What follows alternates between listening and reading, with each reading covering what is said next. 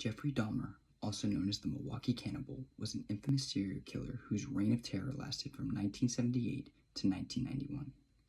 Dahmer's parents described him as an energetic child up until he had a major surgery to correct a double hernia. His parents were in a failing marriage, and the fighting took a toll on Jeffrey, and this caused him to become even more withdrawn from society. By the time he was a teenager, he had become a total loner with some horrific hobbies. Jeffrey Dahmer had all the classic symptoms of being a cold-blooded killer.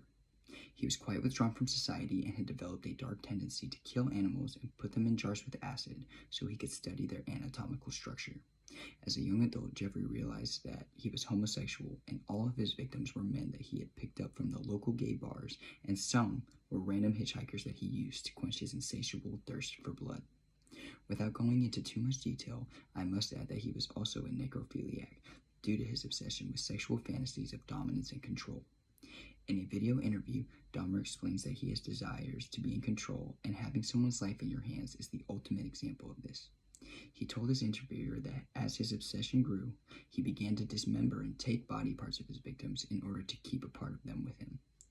What's even more disturbing is the fact that he ate parts of his victims, hence the nickname, the Milwaukee Cannibal.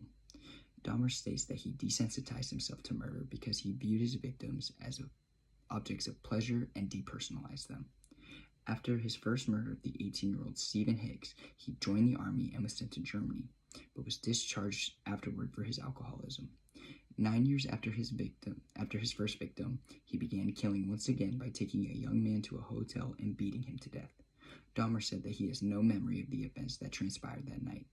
He stated that he had created an altar made up of his victims' skulls in order to memorialize them. He himself finds it hard to describe why he decided to do this. Jeffrey was also deemed a master manipulator. One example of this is when he convinced the police to return a 14-year-old boy to him after his neighbors had called 911 saying that they saw the young boy naked and bleeding wandering the streets.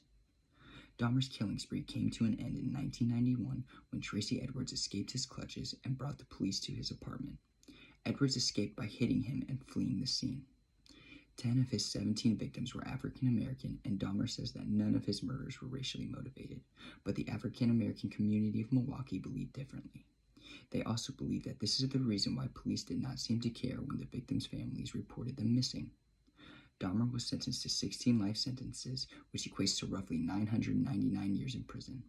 On November 28, 1994, a fellow inmate at the Columbia Correctional Institute murdered him.